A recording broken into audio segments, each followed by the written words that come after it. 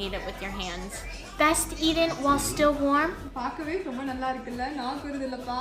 ஆமா சூப்பரா இருக்கு. இதெல்லாம் சாப்பிட நம்ம ஜப்பான் தான் போடு போல. எதுக்கு ஜப்பான்? திருவேணி.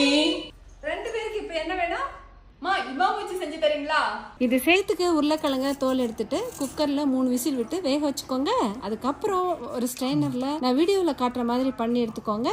நெக்ஸ்ட் ஒரு பவுல்ல உருளைக்கிழங்க, கார்ன் ஸ்டார்ச், பட்டர், சால்ட் போட்டு நல்லா மிக்ஸ் பண்ணிட்டு உருண்டையா செஞ்சு வடை மாதிரி தட்டி நோரி சீட்டை வச்சு ஒரு தவாவில் ஆயில ஊற்றி பேன் ஃப்ரை பண்ணிக்கோங்க.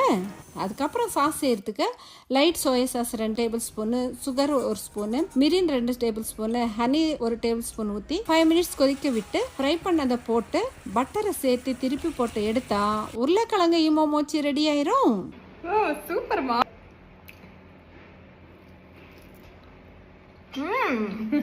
இமாம் வச்சு அமேசிங்கா இருக்குமா, நீங்க சொல்ல கலக்கிட்டீங்கம்மா. Thank you.